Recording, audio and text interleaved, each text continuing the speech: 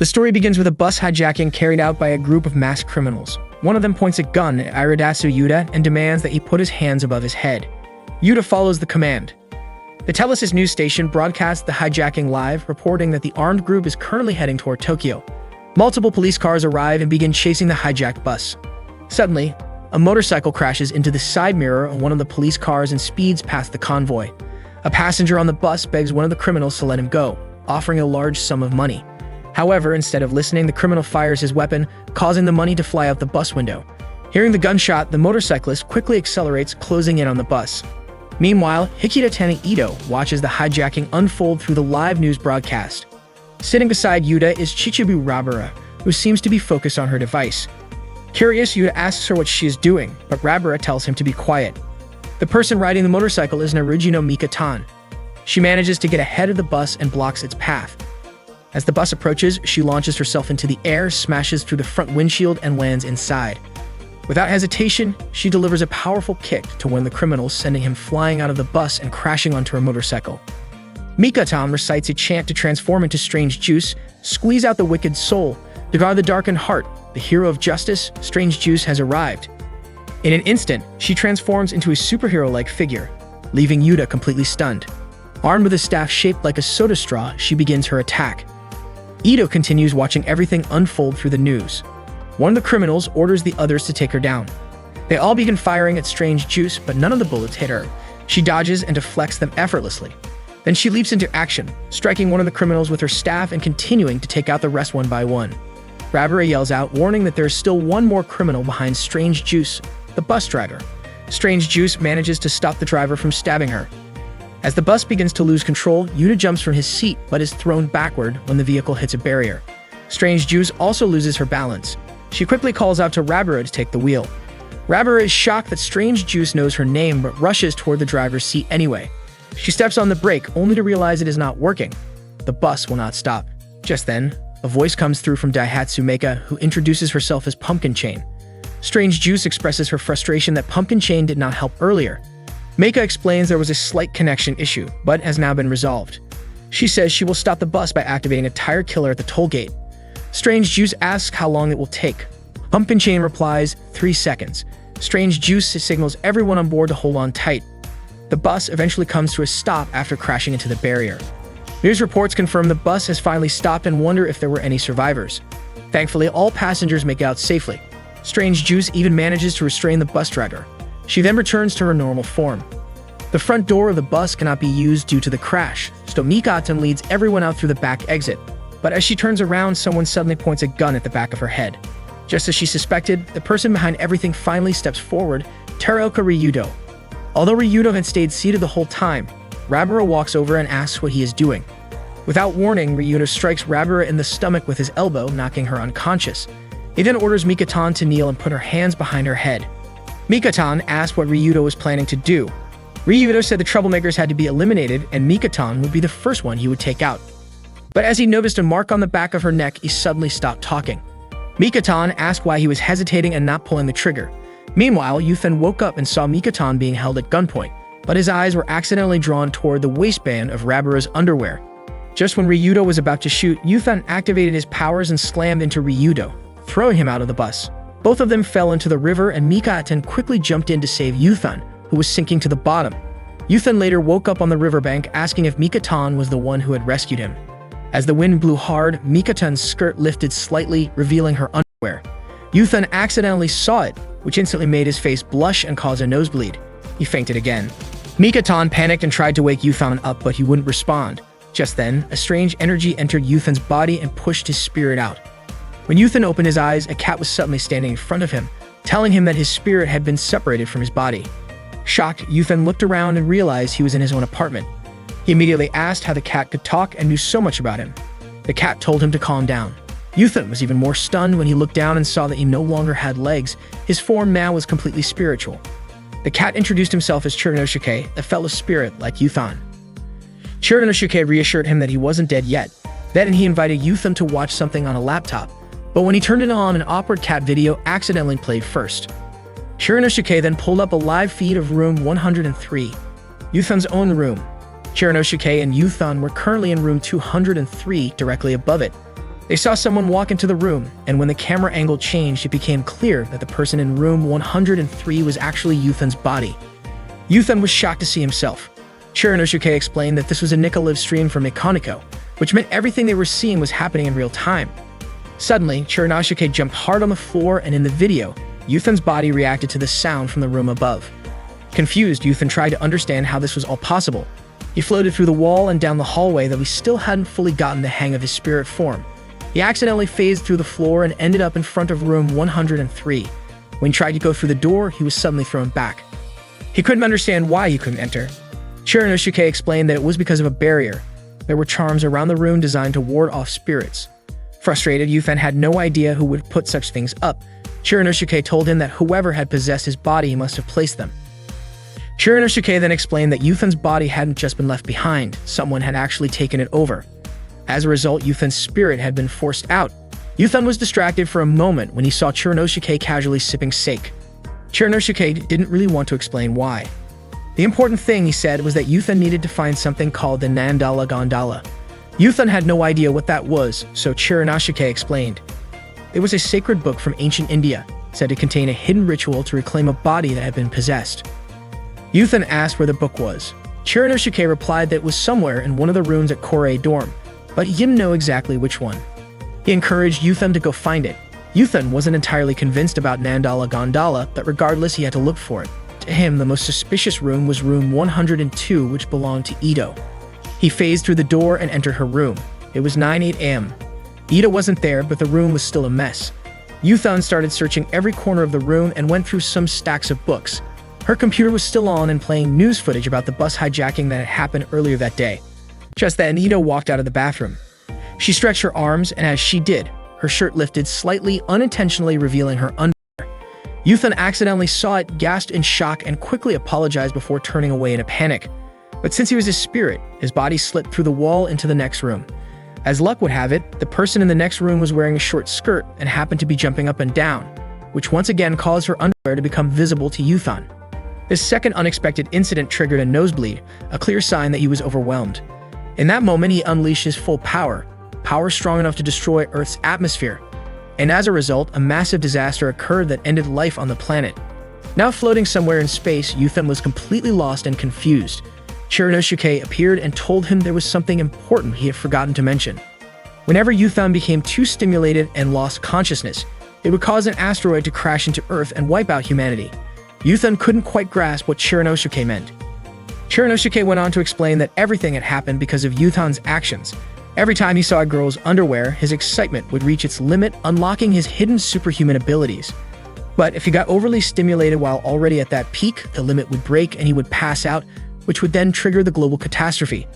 Yuthan was still unsure how this had anything to do with falling asteroids, but Chiranosuke told him not to overthink it. The point was simple. If Yuthan didn't want humanity to be destroyed, then he had to avoid getting overly stimulated. Chiranosuke urged him to fix what had happened, to go back in time and start over. According to Chiranosuke, spirits weren't bound by the same rules of time or physical form, especially since Yuthan no longer had a body. Yuthan didn't fully understand everything Chiranosuke was saying, but Chiranosuke encouraged him to return to the flow of time and work to create the greatest happiness and a peaceful future. Yuthan was sent back to the exact same moment, 9:08 a.m., right when he had first entered Ito's room. He heard Ito's voice coming from the bathroom. Remembering what happened last time, he quickly turned away and phased into the room next door, room 101, where he saw Mikatan reaching up for a book on a high shelf. She had to jump a few times to grab it, which unintentionally exposed her underwear again. Yuthan quickly turned his head away, doing everything he could to avoid seeing her. He then remembered what he was actually there for, the book. Maybe Mikatan was also looking for Nandala Gondala. Yuthan decided to search under the bed. Unexpectedly, just as he looked under it, Mikatan's face appeared there too.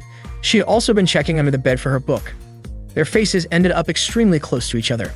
This moment reminded Yuthan of what happened 9 months ago when they met for the first time. Back then, they had bumped into each other and dropped all the stuff they were carrying. Mikatan had kindly helped him gather everything up. Seeing Yuthan completely frozen in awe, Mikatan had asked if they had met before. At that moment, Meika, who lived in room 201, mentioned that Mikatan was a member of the idol group She's May, which would explain why Yuthan seemed so captivated by her. That was when they first properly introduced themselves. Meika then asked Mikatan what she had been holding on to so tightly the entire time. It turned out that Mika-tan was holding Yuthan's shorts.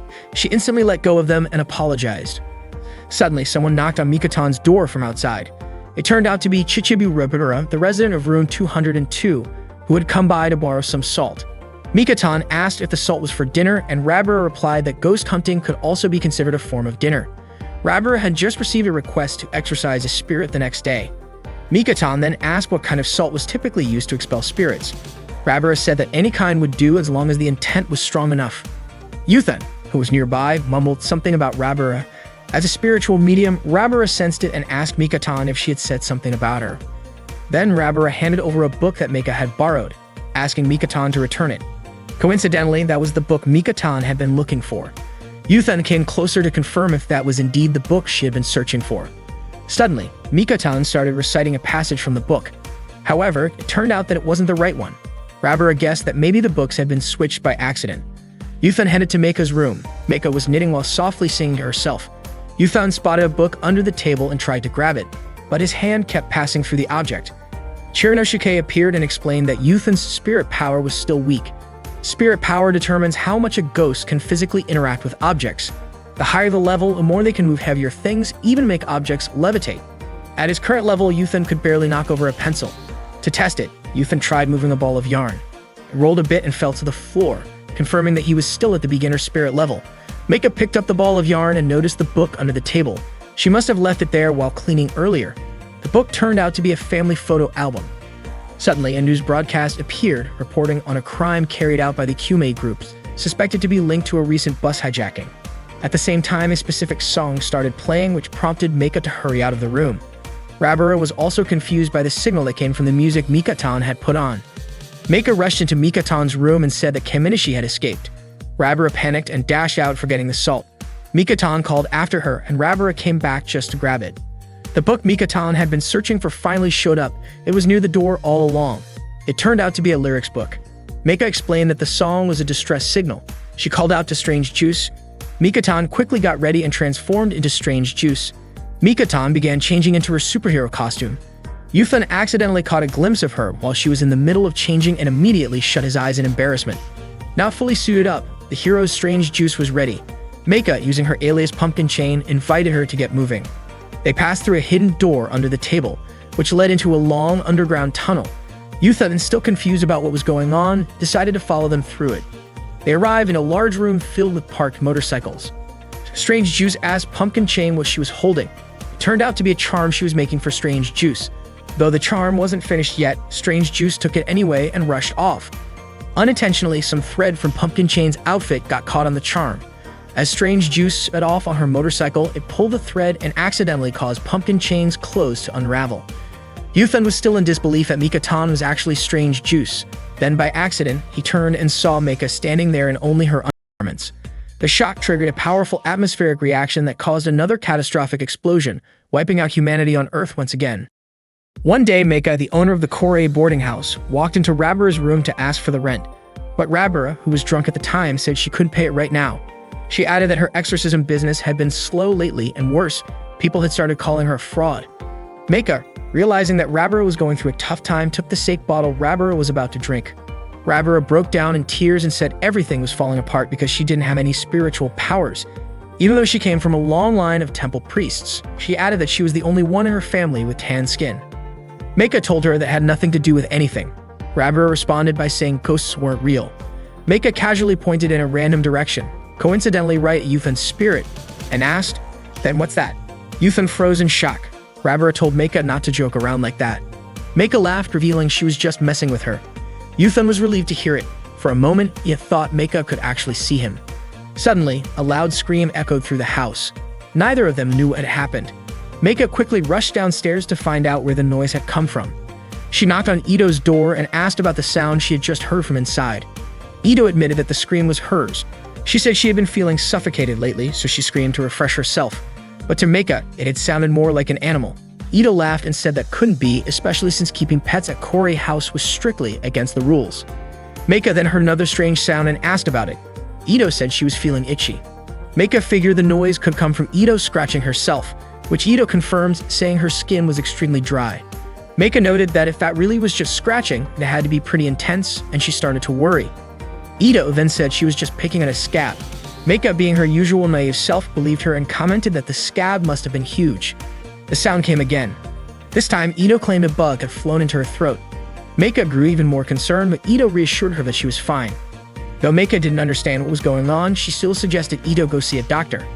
Meanwhile, Chiranosuke compared Yuthan's current situation to that of a baby who didn't know when to wake up for milk, when to finish, or when to fall back asleep. Yuthan suspected Chiranosuke was just trying to steer the conversation toward breasts. Chiranosuke explained that the point was that a spirit's time of awareness is unpredictable. Yuthan mentioned that the bus hijacking had happened on the 21st, but now it was the 23rd. He realized he had already lost 2 days. If he could travel back in time again like before, maybe he could fix things. Unfortunately, his current spirit level was too low. Instead of rewinding time, he could only end up landing in the Valley of Space-Time. Chiranosuke handed him a pudding shaped like a pair of hills. He explained that the Valley of Space-Time was like a dip between infinite timelines, like the space between two soft hills. With Yuthan's current level, even if he landed somewhere near the edge, he would just slide all the way down to the bottom. Chiranosuke used the pudding to help explain the concept visually. Yuthan got annoyed and asked why everything had to be explained with that kind of metaphor. Chiranosuke, unfazed, turned to his computer to show another video. But, as usual, the first clip that popped up was of cats behaving strangely. Yuthan was visibly irritated and suspected that Chiranosuke had shown it on purpose. They turned their attention back to the live feed from Yuthan's room. His physical body was opening a box. Chiranosuke was convinced there was something suspicious inside. But Yuthan wasn't concerned about the box, he only cared about who had taken over his body. Chiranosuke stated that whoever had taken it must be a spirit, otherwise there's no way they could have possessed it. Yuthan knew what he had to do, find the Nambala Gondola book. Once he found it, everything could be fixed. Chiranosuke tried to bring up the subject of breasts again, but this time Yuthan lost his patience and scolded him. Meiko was watching TV when a commercial came on about a book called The Science of Joy, which she had already purchased. The book claimed to use techniques developed by NASA to help people overcome various life challenges. Meanwhile, Rabara was playing with her turtle when she received a message from someone asking if she was a psychic. Rabara responded, confirming that she was indeed a psychic. The person replied, saying that it was a cool job, mysterious and fascinating. Rabara responded with a shy smile emoji. The person then said they would love to chat again sometime and mentioned how much they wanted to meet Rabara in person. This left her feeling unsure. She was worried that once they found out she was only a fake psychic, they might hate her. Yuthan's spirit, who had been observing, noticed how troubled Rabara looked. He remembered the times Rabara used to vent to him. Back then, she had ranted about a cocky IT company CEO who had disappointed her deeply. Yuthan asked if she had just been rejected again. Rabara said it wasn't rejection, she had simply seen that CEO walking hand in hand with another girl. Yuthan then asked if she was still a virgin. Rabara blushed and said she wasn't. Yuthan replied that he had heard from her older sister that Rabara had never even been in a relationship. Rabara got irritated and said her sister, who once live-streamed her own private life 24/7, was just making things up. But in the end, Rabara admitted it was all true. She had no idea why her sister suddenly went to study in the US. Now, Rabara didn't know who she could confide in anymore, so she playfully teased Yuthan by moving closer to him. Suddenly, Mikatan entered Rabara's room carrying an apple pie. She was startled to see Rabara lying flat on the floor and asked what had happened. Rabara sat up and commented that Mikatan's accent sounded like it was from Subaru. Embarrassed, Mikatan instinctively covered her mouth. Rabara pointed out that Mikatan's profile said she was from Tokyo and said it might not look good for she's May.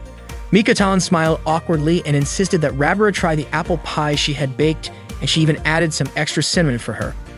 Just then, the TV switched to an interview with Strange Juice about the recent bus hijacking. But before Strange Juice could say anything, Mikatan quickly turned off the TV.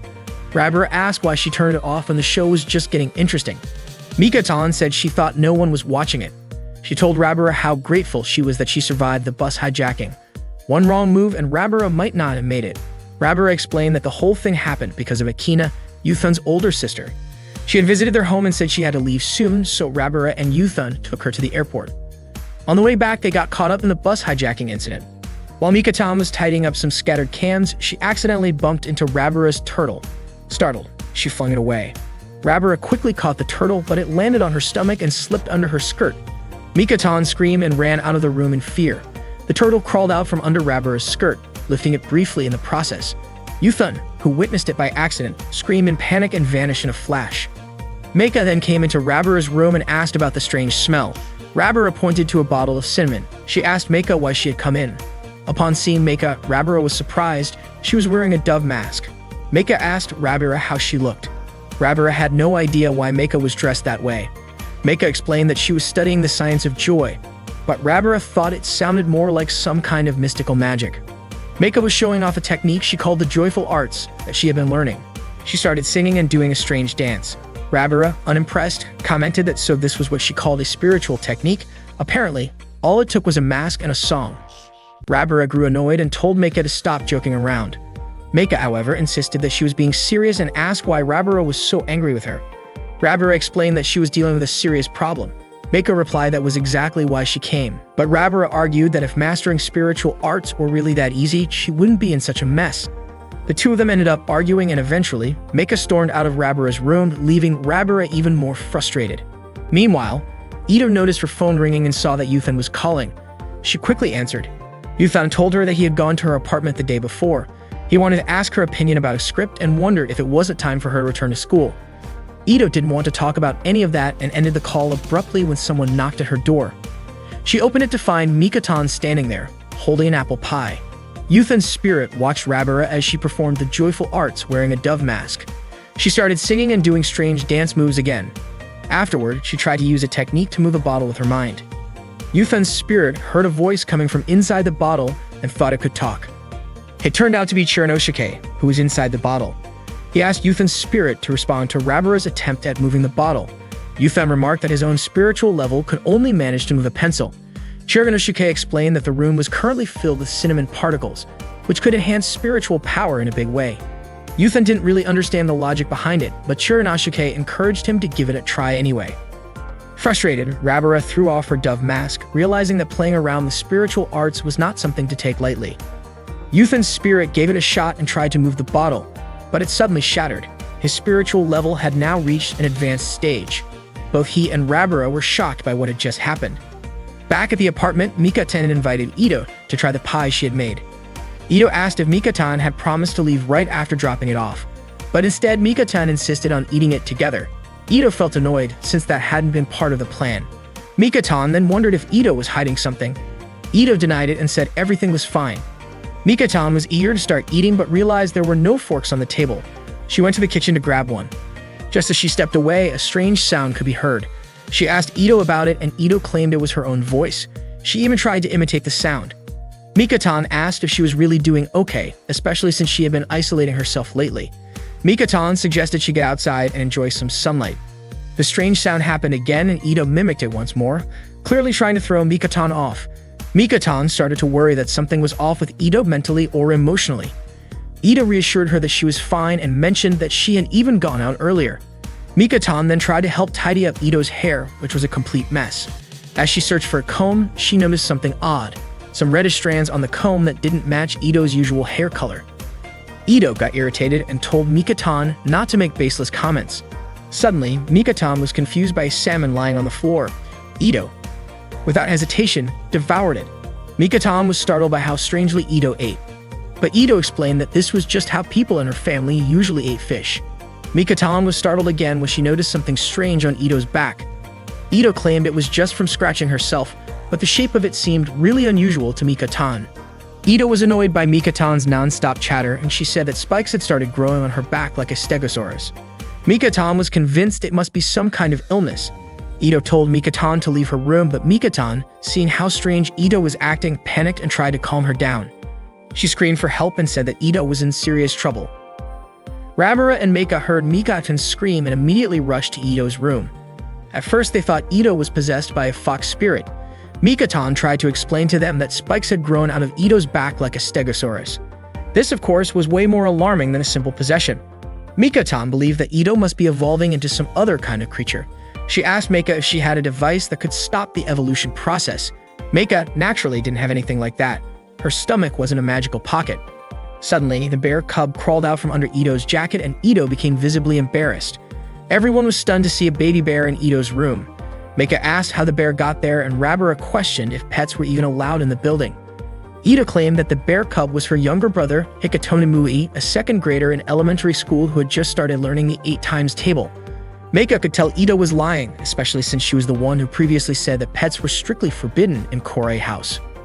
Ito then pointed out that Rabira also had a pet, but to Meika, having a turtle was different. It didn't make noise, cause trouble, or destroy the room. Mika-tan was confused as to why there was a baby bear here in the first place.